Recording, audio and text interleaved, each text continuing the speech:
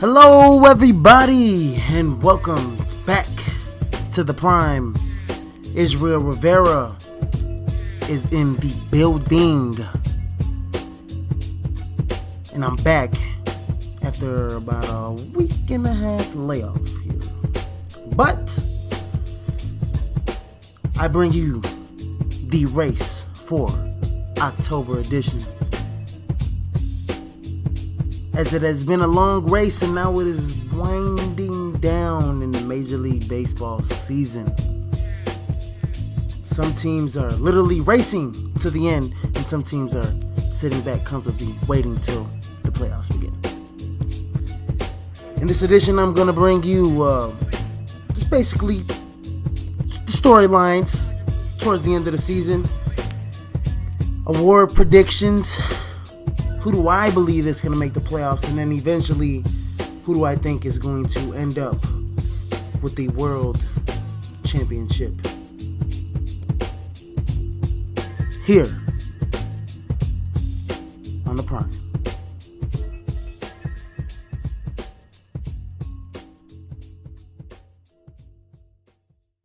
And I just want to bust it down here because it's coming down. It's been a long race. It's been a long season for Major League Baseball.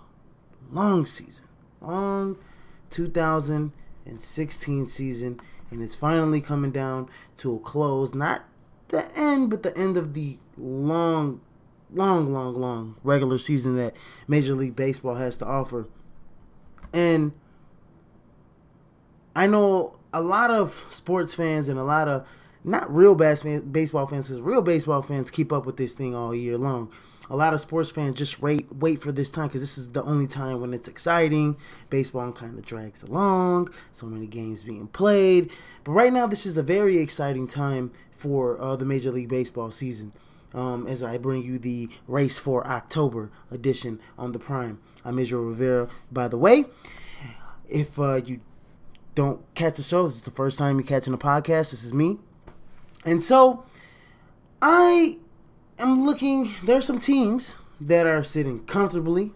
There's some teams that have given up some of that lead. And there are some teams, that are just clawing and scratching their way back into, just trying to get a wild card spot, just trying to get a one-game playoff so they can fight their way into the playoffs. And I'm going to go over that a little bit. Like I said in the introduction, I'm going to go over, awards predictions, who I think is going to win all the major awards that the Major Leagues, baseball has to offer. And basically, who do I think is going to win the World Series? Who I think is going to come out and win the pennant, and who's going to win the World Series, and, other things along the way on this podcast. But let me get down to the nitty-gritty. I'm going to start with the National League. And in the National League, let's just put it face forward, the Cubs are cut above better than the rest. They're just ahead of everybody in baseball, period. And especially in their division for a very, very long time, since it's been, I want to say about 8 years since the Cubs last have, won a division. I think they were the first team, and I think them and then I think followed by the Texas Rangers were the first teams to actually clinch a playoff berth and win their respective divisions. They clinched their division. So I'm going to start with that division just because how it's just a wash. The Cubs won that division.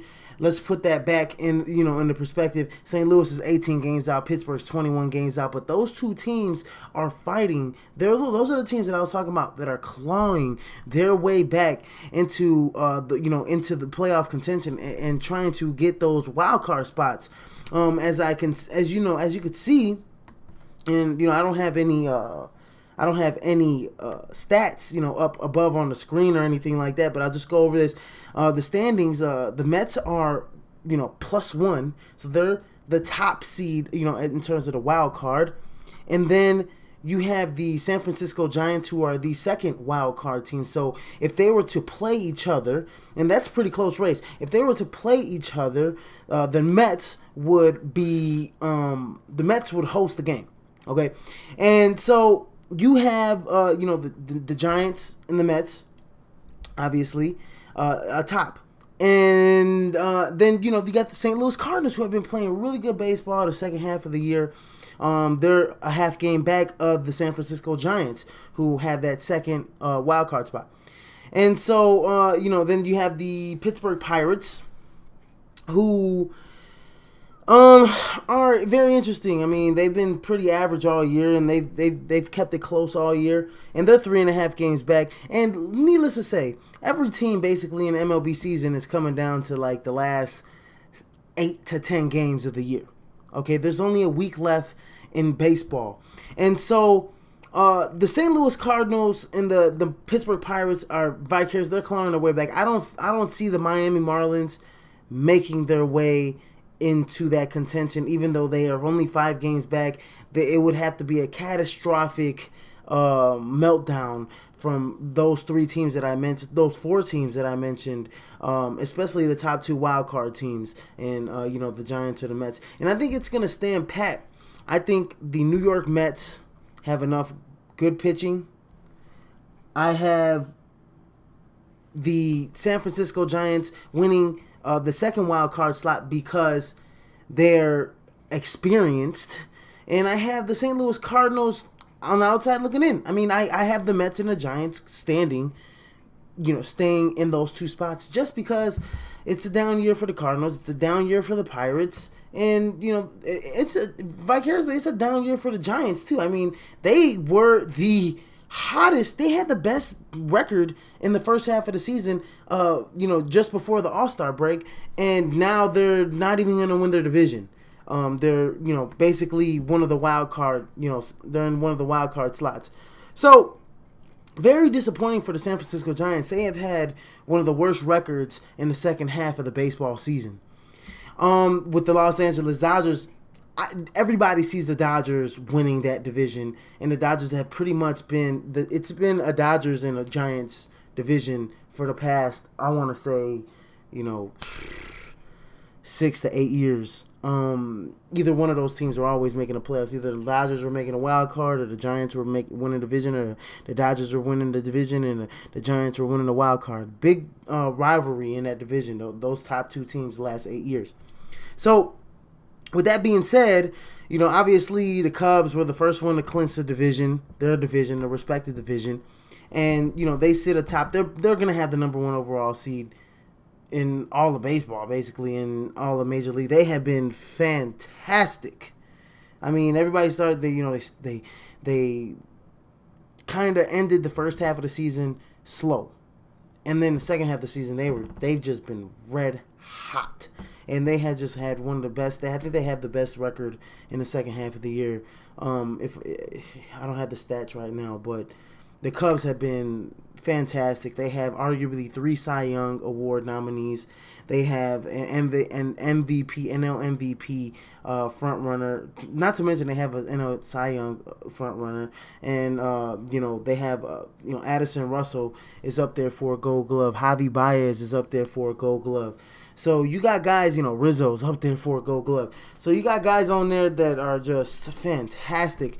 Cubs had do it all across the board.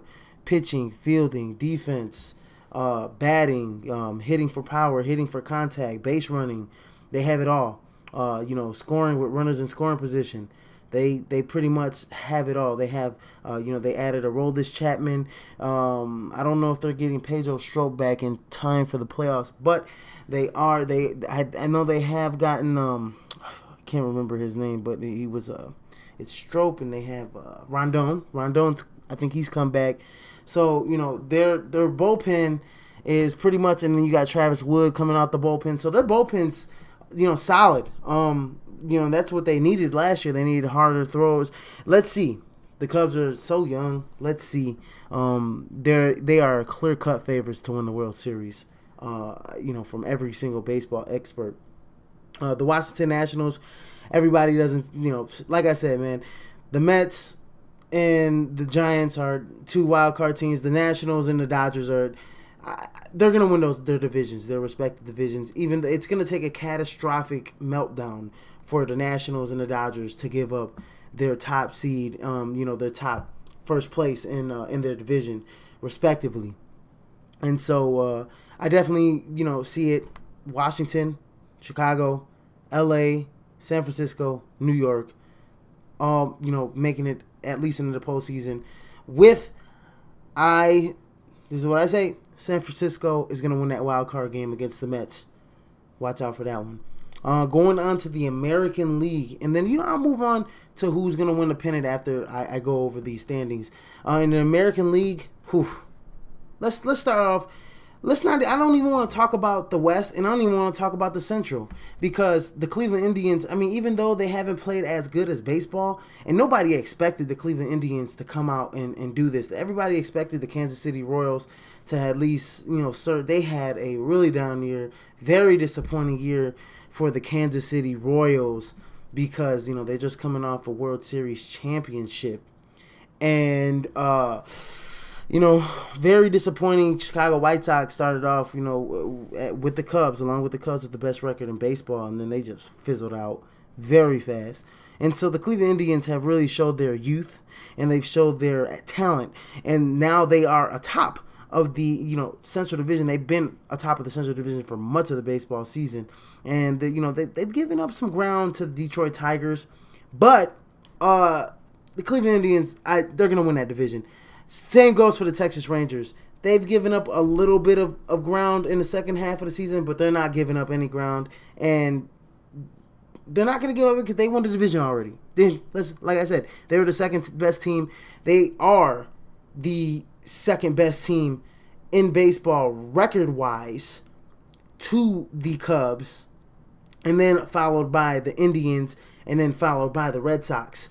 And that's where I'm going to lead to next, because in the Texas Rangers, nobody, everybody thought the Rangers were going to be a middle of the pack team, or one of the last place teams, and people actually thought the Angels and the Astros were going to be the teams to be fighting for those tops. But it's actually been the Mariners, and it's actually been the Rangers who have been pretty good in that division, and the Astros kind of came on along, a little bit too late in the second half of the season. The Astros really disappointed a lot of people this year, but they're still a very young team. They're still a very talented team, and this has happened to a lot of young teams in the past before.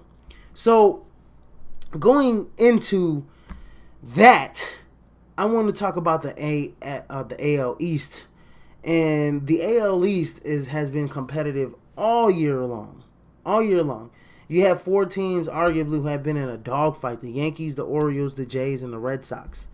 And so, looking at them, the Red Sox, it's a basic swan song. It's the typical swan song for David Ortiz. This is last year. He's got the Red Sox at the top of the AL East. This is his one last push to get one last ring. They very well could win the pennant. They very well could win the pennant. And so I see the Boston Red Sox, they're a very talented team, very spirited team. John Farrell has that team, much like how the Cubs, how Joe Madden has the Cubs, in terms of high spirits, loose and everything. The Red Sox are the same way. And so I see the Red Sox, they're going to, even though they have about 8 games left in the season, I see them, they're a team that has too much momentum. They've just won 9 straight. They just swept the Yankees. They just swept the Orioles. They just beat the Rays. And so they've won 9 games in a row. So I don't see the Red Sox fizzling out at the end of the year, even though they're 5.5 games up ahead of the Blue Jays. And it's the reason why is because they won 9 games in a row. And every other team has been win 1, lose 1, win 1, lose 1. They've been trading back, while the Red Sox have been ascending. So going into the wild card series, and I don't see the Red Sox losing the division. I see the Red Sox winning this division. And like I said, the same thing goes for the Cleveland Indians, the Detroit Tigers. It's going to come to, and we've seen meltdowns before from teams, but with 8 to 10 games left in the season, with the last week of the season, I don't see the Indians losing that division, and I don't see the Red Sox losing that division. Now, going through the wild card standings is a bit of a different story here. Now, you have the Toronto Blue Jays, who are at the top who are the number one wild card team. Then you have the Detroit Tigers, who are right there behind them. Then you have the Baltimore Orioles, who are a half game behind the Detroit Tigers.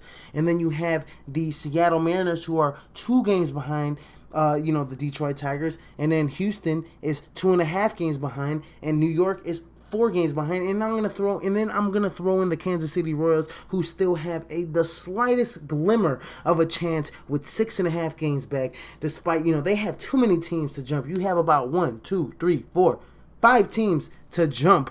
In terms of the wild card standings, to make even just to get into that one playoff game, just to play get into the first round of the NLDS. So with that being said, hey, I'm going to go out on a limb here, and I'm going to go Toronto gets the top wild card. They're going to have a home game. I say Toronto's going to win. They're going to be the number one wild card team. The second wild card team, and look, I say this because I want this to happen, and I've seen it. We've seen it, and we've said it. I believe the Seattle Mariners. I think the Seattle Mariners, if they can muster up some momentum in this last week of the season, and the Seattle Mariners, they're coming on a 2-game winning streak. If they can take some of that momentum into the last week of the season, bring home some of that talent, they can outlast the Orioles and the Tigers. They have enough talent to do that. Let's put it into play. Now, the Detroit Tigers, they have had meltdowns before. They have been mediocre, and I see the Detroit Tigers not making the playoffs at all. I see they're going to fizzle out the last week of the season. These are just my predictions, just from watching baseball. Even though they've been playing okay, they've been playing okay baseball. They've won 5 games in a row, and so I see them ascending a little bit. And so I could see the Detroit Tigers, maybe, they have a history of this fizzling out. They have a history. And so I want the Seattle Mariners to make the playoffs. I want them to so bad. I just want them to. And so I'm just going to say whatever it takes for the Seattle Mariners to be back. But if I'm going to make a expert prediction, just by looking at it, if the Detroit Tigers continue in the trend that they're doing the last few weeks of the season, they just might well have a home game as well as the Toronto Blue Jays. So vice versa, if Toronto fizzles out at the end, I could see Seattle, maybe even Baltimore, jumping them. But I hope Seattle. I'm just hoping that Seattle does it. They've been on the fringe for a few years, and a lot of talent, a lot of hope in that city for them to at least make the playoffs for a lot of years. And so as a baseball fan, you kind of want to see that city do good in baseball in a way. So with that being said, I think it's going to be the Red Sox going to win the East, the Indians are going to win the Central, the Rangers already won the West, and I think your top wild card teams, by the way it looks, I'm going to change my prediction. Sometimes on the prime I go back and forth for my own self. I'm going to go with the Tigers. Tigers going to have that home game. Just because they've won 5 in a row, and I see them ascending. I don't see Cleveland. They've won 4 in a row. I don't see Cleveland giving away that lead. 7 games, 8 games left, and Detroit Tigers 7 games back. Kiss the division goodbye. Okay? So Detroit's probably going to be in a wild card position. And then the Blue Jays, they only won 1 game. Throw that out the window. Teams win 1, lose 1 all the time. I think Toronto and Baltimore are such in like a deadlock type of matchup there. Like, two their NL, AL East teams. And let me look at the schedule coming down the stretch for the Toronto Blue Jays, and let's see if they play the Orioles, and they do. They play the Yankees. They just beat the Yankees 9-0 Toronto. So, this is some opportunity for these 4 teams in the AL East this is an opportunity for them to either gain ground, make the playoffs, lose ground, lose the division, get out the wild card, and not make the playoffs, because the Blue Jays play the Yankees another 3 times. Then they go to Baltimore. They play Baltimore.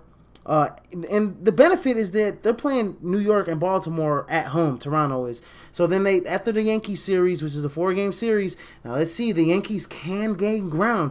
If the Yankees can get some momentum, they just lost 4 straight to the Red Sox.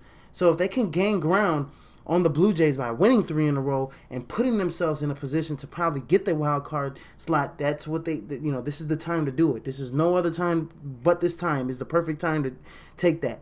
And then after they play the Yankees, they play Baltimore for 3 games, and then they play Boston for 3 games, to end the season. So Major League Baseball, I don't know, kind of did that on purpose. They knew that these teams were going to be in a gridlock matchup to win that division. This has been such a very competitive division all year long. So I could see the Blue Jays beating the Yankees, looking like the Yankees don't look like their youth is just coming up.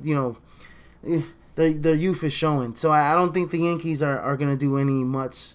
I think the Yankees are out. I think the Yankees are not going to make the playoffs. I think the Yankees aren't going to capitalize on the situation against the Toronto Blue Jays. An interesting series that after the Yankees is going to be the Baltimore Orioles, and the Toronto Blue Jays can very much well win the AL East, just based on these last 8 to 10 games coming down the stretch here. And so vice versa, it's another opportunity for Boston, since they face their AL East counterparts as well, to extend their lead and win the division. And so it's just a great opportunity for all 4 teams to gain ground, and then it's not a great opportunity for them to lose ground. So with that being said, I think the Blue Jays, and I think it's gonna be the Blue Jays winning the wild card, winning, having a top seed in the wild card, and like I said, I hope Seattle wins it, but I think it's gonna be, I think Toronto's gonna be the second seed, and I think Detroit's gonna be the first seed, having that home game, because Detroit has been ascending 4 games in a row, 4 games last week of the season, 5 games in a row, 6 games in a row, and coming down the stretch. Let me look at their schedule here. Their schedule, I think, favors them a little bit. They play Kansas City. They just won 4 in a row, so they just took advantage of, they beat Cleveland that last game, then they took advantage of Minnesota, and, they're beating a Kansas City team that is limping there. But then, after Kansas City, they have a 4-game series with Cleveland. So this is an awesome opportunity to gain ground and possibly, win the division. If Cleveland, slides a little bit, they can maybe sneak in and win the division against Cleveland. I don't think that's going to happen, though, because Cleveland has been ascending as well. And then after they play Cleveland, they have a 3-game series to end the year with Atlanta, which is in their favor. So I think the Detroit Tigers are very well. It's going to be Detroit, Toronto, Boston. It's going to be Texas. And it's going to be Cleveland, like I said. So Toronto, Detroit, Cleveland, Boston, and Texas are all going to make the playoffs in my book. And coming out the AL, in terms of the pennant, the Boston Red Sox. I think the Boston Red Sox are easily going to win the pennant in the AL. And I think the Boston Red Sox are a very good and interesting team. Since, they are going into October ascending in our 9-game win streak. Let's see how things go coming down to the last week of baseball. But the Boston Red Sox can very well throw a monkey wrench in any of the NL. And everybody predicts the Cubs to come out of the NL. Everybody predicts the Cubs to come out of the NL. I predict the Cubs to come out of the NL, and that's not because I'm a big Cubs fan. I think this team, they're young, they have the experience from last year going to the NLCS. They have all the momentum. They know they're good. This is a young team that knows they're good. Last year, they believe that they can be good. They believe that they can make the playoffs. It was just like, this young team needs to take advantage and make the playoffs. Well, they did that.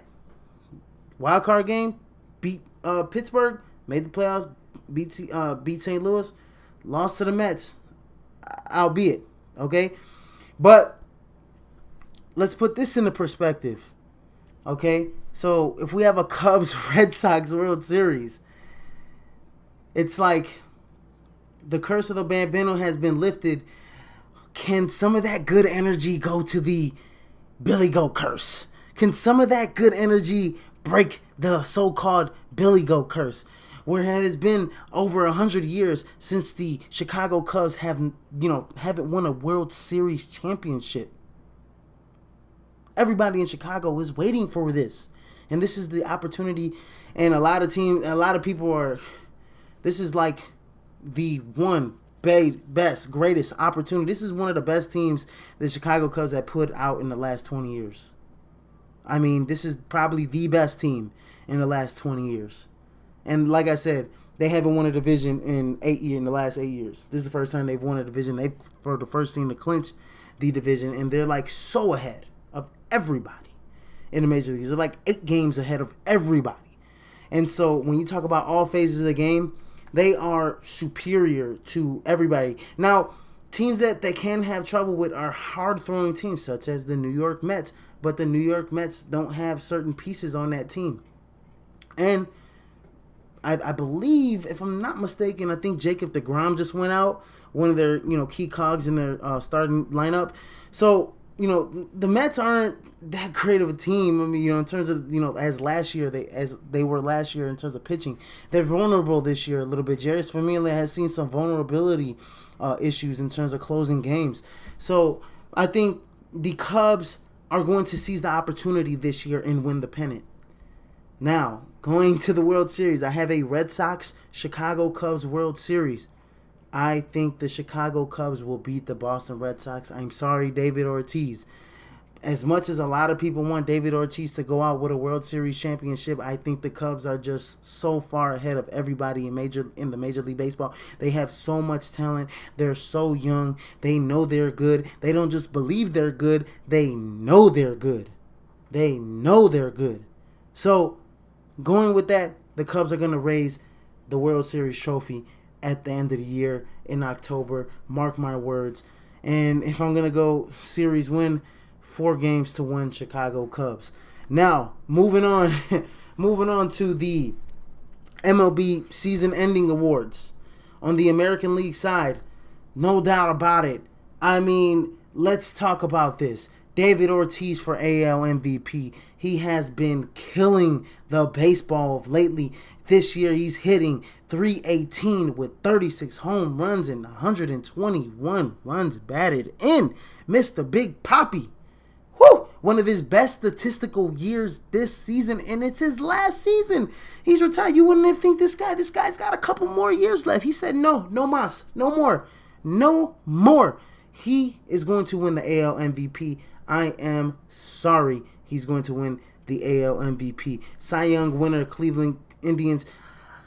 A couple good pitchers here in AL for Cy Young. Zach Britton, okay. You always throw in, Hernandez. You always throw in, a few others in terms of Justin Verlander.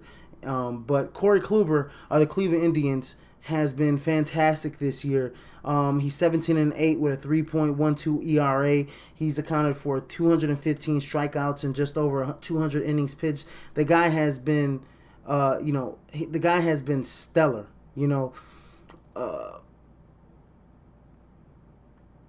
And so I think he's going to win the AL MVP. And just because the Cleveland Indians, nobody thought that team was going to win anything this year. And they're possibly going to win the division. So I think I like Corey Kluber. Manager of the Year, I know a lot of experts have Jess Bannister from Texas Rangers because nobody had these expectations. Nobody even predicted for the Texas Rangers to be the best team in the AL, which they have looked to be all year long. But I love John Farrell winning this award because the Red Sox, especially in Big Papi's last year, the Red Sox are a team of old and new guys, with Big Papi being probably the oldest and everybody else being, younger and newer.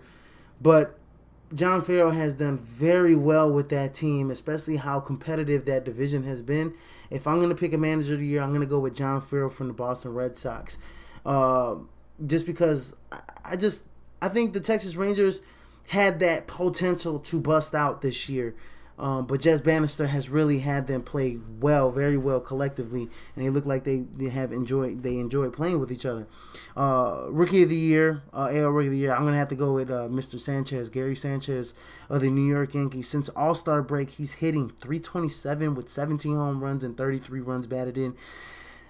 He's only played in 42 games up until he only played 42 games up until this point in the season, coming into this last week, and so he's definitely deserving of this award because of the fact there was a stretch in the second half of the year. I mean, first of all, he's been just ripping the ball, and so it comes down to the fact where Gary Sanchez, second half of the year, every time I looked on SportsCenter, this guy was in the highlight knocking the ball out the park. So Gary Sanchez is definitely, I think he's going to win the AL Rookie of the Year, going to the NL MVP spot. Now, you can either go with Nolan Arenado or you're going to go with Chris Bryant. And likely it's going to be Chris Bryant because his team is the best team in baseball. And he's a bona fide superstar. Has every single tool. Hitting, defense, base running, hit for contact, hit for power, runners in scoring position, accuracy, strong throwing arm. I mean, range. The kid is amazing. He's flat out a superstar. There's no doubt about it. He's definitely going to at least bat around 300. He's definitely going to have 40-plus home runs to end the season, and he's definitely going to have 100 runs batted in this season, and he's only 24 years of age. That is outstanding. Outstanding. So, NL MVP is definitely, I think, is going to go to Chris Bryant, not a Nolan Arenado, even though he's had a great, outstanding year as well. And I see, hey, look, on the NL side, the Cubs are basically gonna sweep all the major awards. Cy Young, I think John Lester had a bounce back year, 4-time All-Star, 18-4 record with a 2.36 ERA for the year. I mean, this kid has been flat out amazing, and the NL has all the pitching. Max Scherzer, and then his two teammates, Kyle Hendricks and Jake Arrieta are also, NL Cy Young candidates. Madison Bumgarner, Noah Syndergaard, Johnny Cueto. You have, Jerry's Familia. You could throw him in there because he's had a great season as well. Clayton Kershaw was in serious contention before he, got injured and all of that stuff, towards the, beginning of the second half of the year. So, definitely, if I'm going to give out an NL Cy Young, front runner is going to be John Lester. He's been flat out playing his butt off this year. He's been, I think the other day he just got hit in the hand, in his glove hand, thank God, and he had a really huge bruise on it. He stayed in the game, played. I mean, it's tough as nails, man. Tough as nails. And so John Lester is had a bounce back here, and it's a great sign that he's had this year, and this is what they expected of him last year. I think they put a little bit too much pressure on him this year. A lot of the Cubs players came into this season loose. This is the big reason why they're the best team in baseball, because they know they're good and they came in the season loose. And so, John Lester, loose. He doesn't have that much pressure to be the team's best pitcher. He's got Hendricks, he's got Arrieta, he's got, other pitchers around him, Hamill, that can, that are talented enough with him. So, but Lester has played amazing baseball, has pitched amazingly all year long, and he's going to win this Cy Young, in my opinion. Manager of the Year, come on, no question about it. Joe Madden, there's I don't even need to even make a case for any other manager. Joe Maddon's the best manager in baseball, and not only in the National League but in baseball. Going on to the NL Rookie of the Year, Corey Seager. Don't know much about him, but I know that he's got some pretty good. He's the best prospect in baseball, basically, and he's posted a 316 batting average to go along with 25 home runs and 69 runs batted in. And he's basically, one of the main reasons why the Los Angeles Dodgers are finding themselves atop the NL West and probably are going to win the NL West, because Corey Seager has been flat out amazing in the middle of their batting lineup. And for years to come, Corey Seager is going to be an NL MVP candidate. This is just the beginning of this young kid's career. This isn't even a debate. There's no other rookie on the NL side that has even competed with this kid. This kid is flat out amazing. If you haven't watched this kid at bats, he is got great patience at the plate. He can hit for contact. He can hit for power. He can hit opposite side of the field. I mean, he can hit away from the zone. This kid is a phenom. He's very, very, very, very good. So watch out for Corey Seager coming out, but he's definitely going to win the NL Rookie of the Year, clear cut. And I think all three of these are clear cut wins for all four of those guys. So moving forward, I already went with my World Series prediction, the Boston Red Sox versus the Cubs, and I think the Cubs are going to win 4-1 in that regard. And this season has been a very good season, despite all the turmoil and stuff going around politically and socially around the country. But it has been a great baseball year. A lot of ups and downs. Big storyline. Alex Rodriguez retiring early. Retiring early this season. David Ortiz retiring, telling everybody, before the season that this was his last year, and he's had probably the best statistical year of his career. The Cleveland Indians really shocked everybody, despite the White Sox coming out the gate real strong, and fizzling out. The White Sox really kind of disappointed everybody. They thought they would turn the corner, and they didn't. They didn't keep that momentum. The Texas Rangers really shocked everybody this year. That was another big storyline. The Washington Nationals, Dusty Baker has that team playing very well. Very young team, just like the Cubs. Very young, very good pitching staff, but just not as good as the Cubs. And the biggest storyline, the Cubs have been out of the gate, strong, fast, heavy, hard, the best team in the major leagues, and will finish as the champion, in my opinion. And we're setting that in stone here on the Prime. Now to close out with a closing statement. This has nothing to do with baseball. There have been, and I know I've addressed this before, social issues on the Prime before, and I'm not gonna go too far into detail because I need to wrap this show up a little bit. But the recent police shootings of Terrence Crotcher and Keith Scott, and as well as others, have been quite disappointing. I think that they just released a couple cell phone videos of the Keith Scott video. They released the video of Terrence Crotcher getting shot, which was just disturbing to watch. And then all of this happens while a black athlete in Colin Kaepernick, I'm gonna and I touched on this before. Colin Kaepernick sat down during the national anthem during the preseason of the NFL season, during the NFL preseason. And he has inspired other athletes to do the same as well. And these shootings have happened while he's done this. And I want to say Colin Kaepernick is,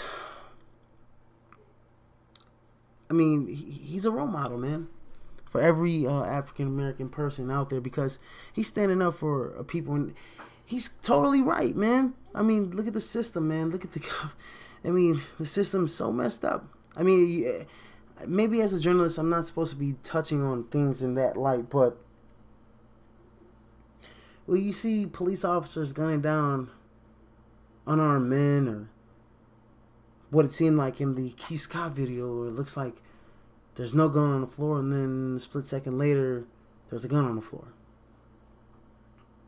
Very disturbing.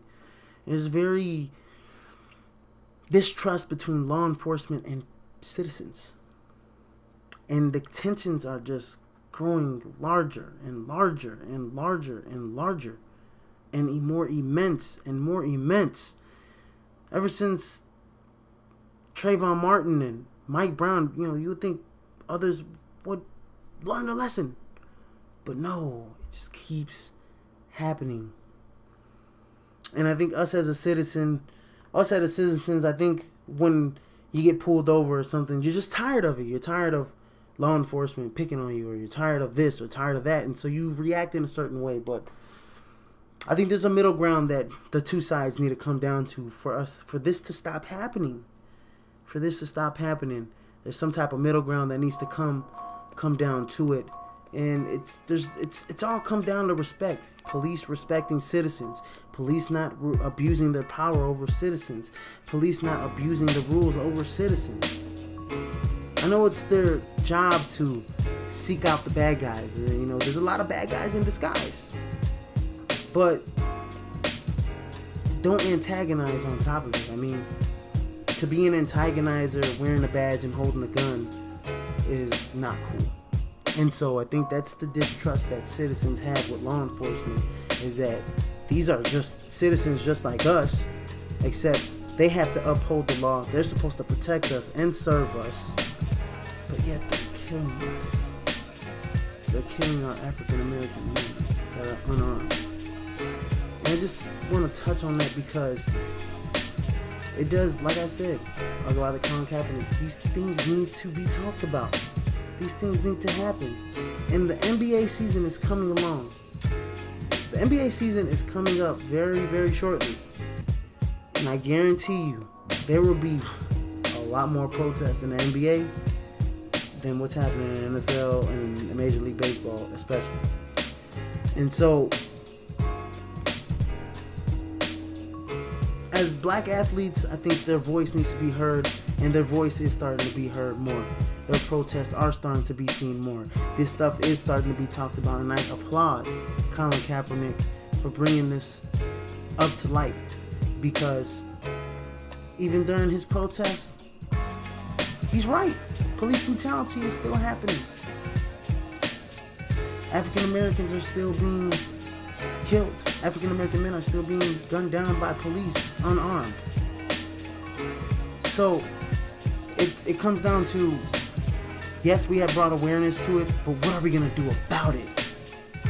What are we going to do about it to stop this, to put a stop to this?